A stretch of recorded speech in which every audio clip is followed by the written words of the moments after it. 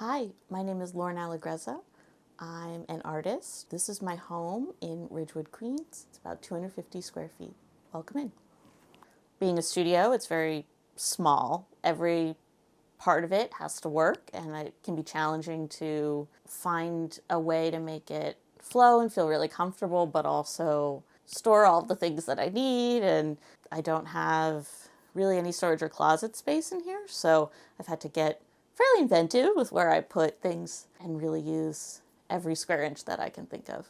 When you walk into my apartment, I've created just teeniest entry area with a little bit of a coat rack, which is nice. It breaks up one side of my apartment, which is going to have my living and sleeping area, with the other, which is my kitchen, bathroom. I've created like a little dressing space.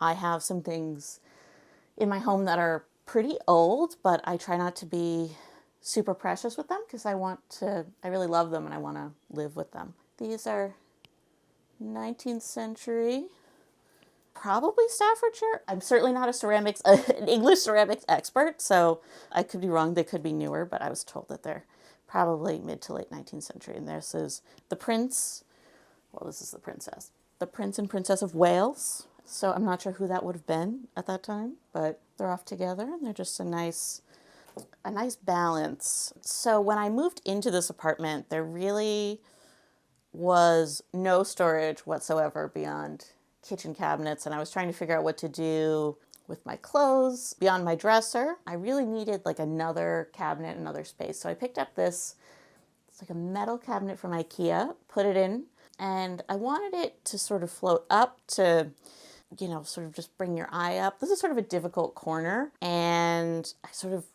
had a chair here for a while. I was challenged with what to do with it as a whole, but I sort of like bringing it in, and now it feels like a dressing room. I love things that feel homemade, a little make do, things that you can really feel who might have made them. They don't feel so masterfully created or perfectly done to the point where there's no personality in them. So the chair I have in my dressing area, I got for $7 maybe on Facebook Marketplace. It feels like sort of like an old man or something. I don't know. I like the personality of the chair. I do want to recover it though. It needs a little love. So I've been laying out various fabrics, kind of trying to figure out what I want to do. And I think I've settled on this one, which is a silk with little black flowers embroidered. I got this fabric from Stella Dallas, which is like a vintage antique store. They focus primarily on clothing. Like they have beautiful, like archival, like Edwardian dresses and blankets and all kinds of stuff. And I was able to pick up that fabric there. So when I moved in here, the first thing I had to do was buy a dresser. I had no furniture really whatsoever for storing clothing. And so that was just like priority 1, 2, 3. And I'm so happy to have found this piece, which is an antique piece, probably like late 19th century, I think. Because my space is so limited, beyond trying to get pieces of furniture to store things, it's also been thinking about what I really want to have and what I really like to have. And I think there's certain clothing pieces that I'm okay with having, something that feels more like a uniform or just a few pieces. And, I kind of have a limit. And I think my rule is definitely a one thing in, one thing out. So if I buy a new piece of clothing, something probably has to get sold or donated because it won't fit. There's a limit. So when you enter my apartment, first thing you see is my kitchen, which is relatively small, especially in terms of counter space, very little counter space. But it has a dishwasher, which felt very exciting. Do find that there's like just enough storage here. I've had to edit down what I have, but really just trying to be thoughtful about using like the whole cabinet, the whole space. There just really can't be any like unused open space for the most part, especially in my cabinets, because I don't have a lot of places where I can hide. So one of the biggest challenges beyond just counter space is my sink, which is so small. I think it's probably the smallest sink that they make just sort of commonly here. It's a really big design challenge. I think it's so small that there's not room for the water to like go anywhere. And it's not something that I've thought a whole lot about before, like the faucet to sink, and now that's all I think about. Every time I go, I see a new sink, I'm like, well, how does it work? What's it like? Taking like mental notes. It's more than just a small sink, it's like it kind of makes you think about like, okay, what pots and pans am I going to use? I, want to stick with stuff I can use in the dishwasher. And the benefit to such a small sink, though, is that I really can't let things stack up in the sink. Dishes get done because there's nowhere to leave them. I don't want to see just bare counter, as you can probably see in other parts of my apartment. I like the layers, and I like to add a little bit of warmth to it, and kitchens can feel very sterile. So I like to have a few things out that I both use often so that they're easily at hand, but also I really love to look at. Behind my sink, I keep my cutting boards. So these are from Fredericks in May. I got these at the store Coming Soon in New York, which is a great homeware store. They always have really great things by like great smaller designers usually. It's always fun going to visit. It's made out of like a composite. I think it's like a recycled plastic composite. I mean, they're basically plastic, so they're nice because you can disinfect them if you're working with meat or something like that. They remind me of, like school notebooks, like the composition books, which, I don't know, it's just kind of fun. It's a great pattern. It's a really beautiful pattern. Also, I like to have salt in a little cellar. So this is, I don't know if it was initially a salt cellar, but this is like an English lord's silver bowl. It's got a crest on it. I don't know who, I don't know when, but I love its little feet. This is the last addition, I think, to my kitchen setup here. It's a poem that I wrote and letterpressed over at the Center for Book Arts in Manhattan.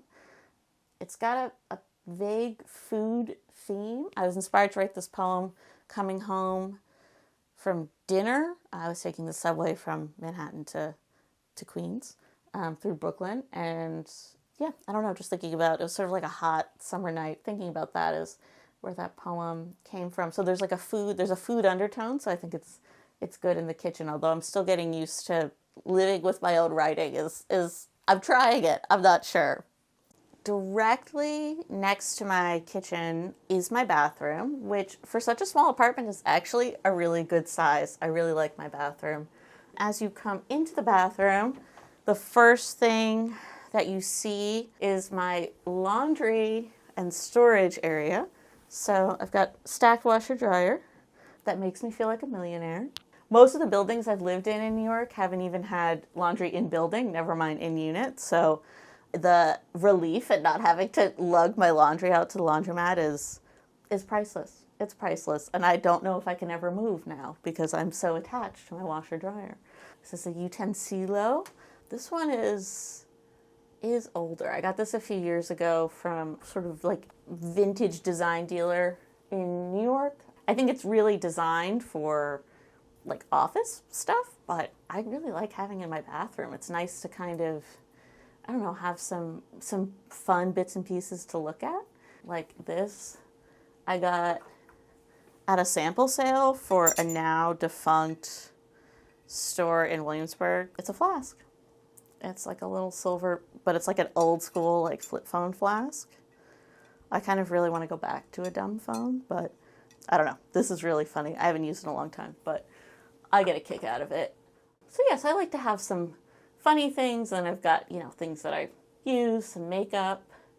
This is a black and white cookie ornament, little New York moment. I think my favorite thing in here is this, which is this this fan, ostrich fan with like acetate little things. It's just, I don't know. It feels very like ladies' vanity dressing area to have this fan. So it's just a little like glamour for the bathroom.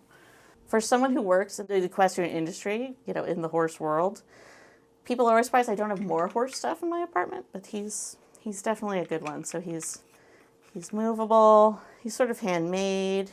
The back of him says this side up, so he must have come from like a shipping box.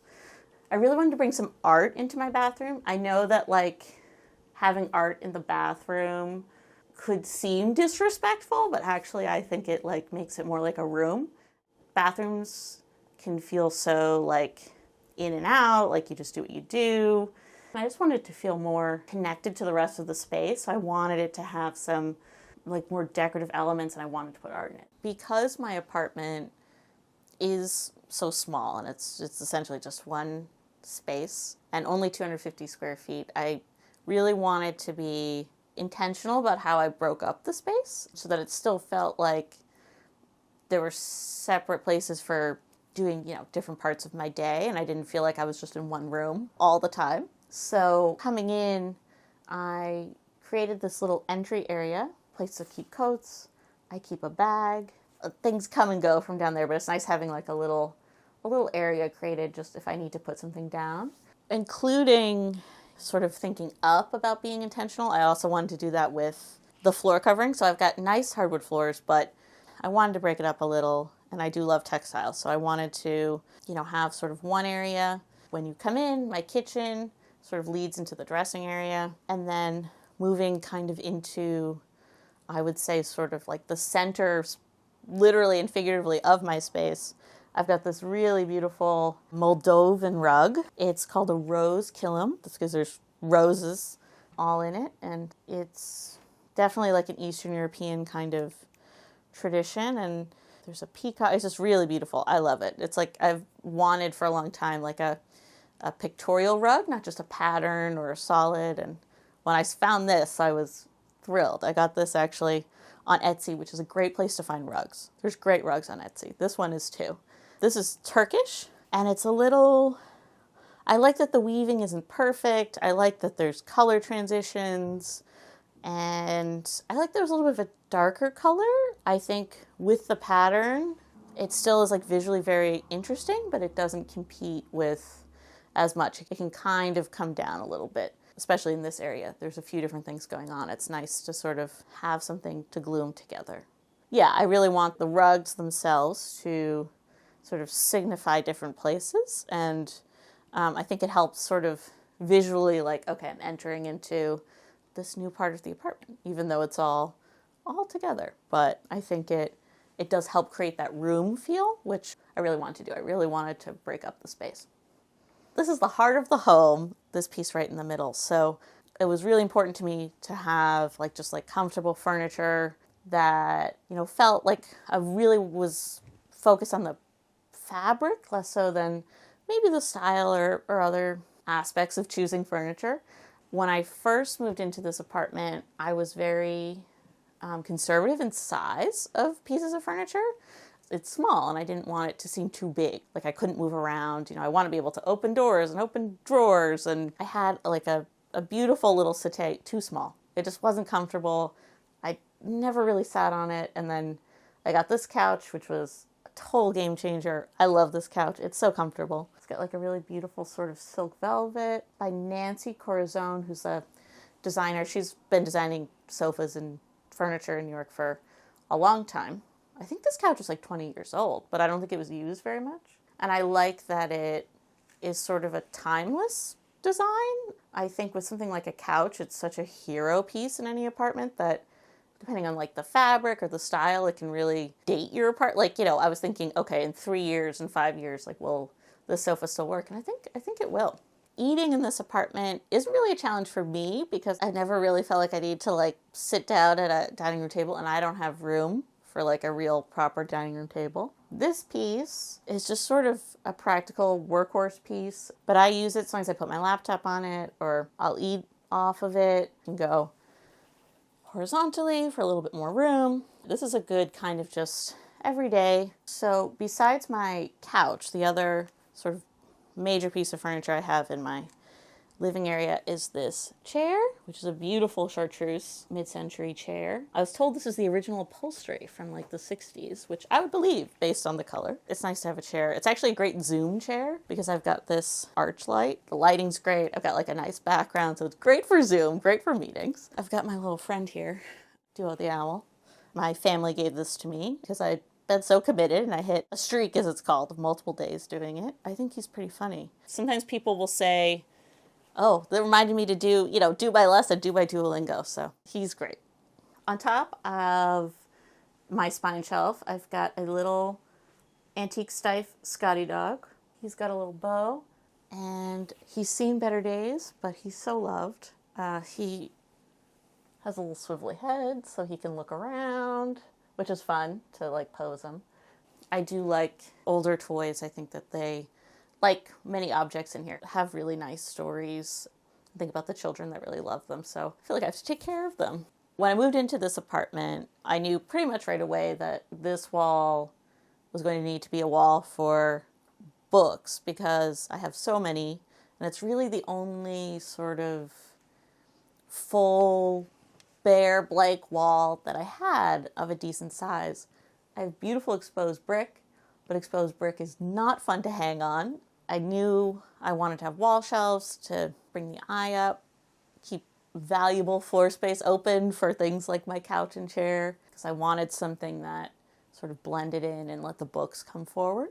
With books, I think they can feel really heavy visually, so I like to intersperse with like different things. So I've got sometimes small objects, some of my little toys, gifts. I've got some beautiful rocks from a trip with a friend's family to an island in Maine. I'm not even a rock person. They just were so beautiful. I've got usually something kind of fun, my cannoli candle. Someone has asked if that's a real cannoli. And having the wall like this also lets me sort of present books that I want to look at or have a good story. The first piece on the wall to get started, I went with my big poster. This is a poster for a horse show called the Hampton Classic, which is in Bridgehampton, New York. They do it every Labor Day weekend. And every year they do these like beautiful artist posters. And as someone who does love horses, I do love a good horse painting. So this was just a nice sort of way to bring it in. I'm not someone who lays out like a wall, on the floor. I know that's a recommended step, is to lay everything out before you put it on the wall. I never do that. Everything goes right on the wall. So I have to patch a lot of holes, but it really came together. I think once, a few pieces went in, it was like, it all just kind of made sense after, based on what I had. So I went, very intuitively in terms of what I put up. That drawing of George Washington I got when I was in college in Providence in Rhode Island. And of all the things in my apartment, that's something that someone almost always talks about. Like they come in, they always want to ask about George. They ask if I did it. He's kind of like, it's like a good drawing, but it isn't. I like him. It was a good place to, throw something to break up kind of the row of books. So I've got Mickey Mouse. He's the Mickey, like the early Mickey from like Steamboat Willie Mickey. So he's black and white because he's supposed to be black and white like the cartoon. I've got one of a pair of these like wooden dogs. I think they're like a yard. They would go in your garden in some way that I have yet to figure out. And then little Beanie Baby, little ghost. I don't want anything to feel too serious, so I just kind of throw in things that are a little bit goofy or like might seem goofy. Nothing is too like, separated in terms of how I put objects into my home. It's just like whatever kind of works and kind of makes everything sort of feel complete is how it's going to go. I mean, I've got on this shelf over here, I've got my Princess Diana Beanie Baby. I really did like Beanie Babies as a child, so that's why I have a few out. But she's sitting with the Queen bobblehead. And beyond the objects, I like to incorporate some plants, some green, because I do have the light over here. I like sort of breaking up the space between the shelves so that everything kind of comes together. In my couch area, I wanted to include something that would really like open the space up, and I think a mirror can always really do that. This is the capsule mirror from Buy Right. I would say I use it more for bringing in light and kind of opening up the space. It's like made for that wall. I think it's just like great on that wall. The color is such a nice balance with brown of the sofa, so I don't know, it just feels really right there. Directly in front of my bed on this small wall, I've got a really lovely etagere shelf, faux bamboo. I got this when I first moved to New York. This is probably the first piece of furniture I bought for any New York apartment, and I've continued to lug it around. It's a little worse for the wear, but it's just so open. and I can really load it up with stuff. So it's great. It works everywhere. I've got a lot of my bigger art books that need more space, heavier on here, my record player, some records, and then to kind of anchor the wall, because I think I try to really balance like small with like a bigger piece, is this print by Natalie Depasquier, which is just super minimal, great geometry, and just really kind of a nice balance to some of the other things I have. So this little guy, he's actually a Christmas ornament. My mom gave him to me, but he's supposed to be the pizza rat, the viral rat that was like dragging a piece of pizza in a video in the New York subway. So he loves New York. He's got a pizza. He's wearing a hat. He's funny, you know. I have always kind of wanted to have the biggest bed that I could reasonably fit. You know, I like to be comfortable. I love textiles, and I just wanted to have a moment to just have really beautiful things around me and kind of this place to relax and wind down. This is an overshot coverlet, so an American woven coverlet, which I love. I love the pattern. This is one of my favorite kinds of textiles. I'm just so into them. I am not a solid sheet person. I love pattern sheets. I just think it's so much more interesting. I think if you're gonna do just plain sheets, they gotta be white, and white sheets, higher maintenance, you know, just keeping them really white. So I like having the pattern. I like playing with the different patterns. So the floral pillowcases are vintage Ralph Lauren, like Ralph Lauren from the 80s. He did these like awesome big florals, and there's a lot of collectors of them out there. So there's like a lot of like great vintage Ralph Lauren sheets, and the quality is beautiful. Just like a bit of color. And then my throw pillow in the front, that's a Pierre Frey fabric. So I learned to make a bed working for the John Derian Company. I worked in his dry goods shop, and I learned how to like properly stuff a pillow, put a pillowcase on. But I've always taken time to like really make my bed. I think living in New York with roommates, sometimes your room was your only like space just for you. And a lot of times the bed was like the primary, you know, like there wasn't room for much else. So it was like your bed in your space. So I think it's always sort of been this moment for me to just do whatever I want. I'm always like a 4-pillow person. So I like to have one set of pillows, like match the sheets just for continuity. And then usually the front facing pillows, I like to do something a little different. And then I just keep layering. I like putting a bit of a pillow in the back behind, you know, like the pillows that I use for sleeping, and it kind of like props them up and kind of makes them pop out. But that can also come out, and I can use it on a sofa, move it around. I don't know, really makes the bed feel full when you can bring the pillows down.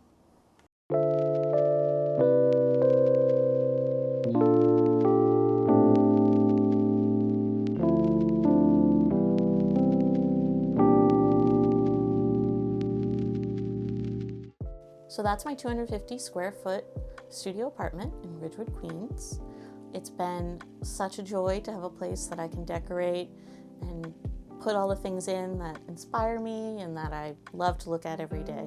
Thanks for stopping by. Thanks for watching. If you enjoyed the video, please like, subscribe, and hit the notification bell. See you next time.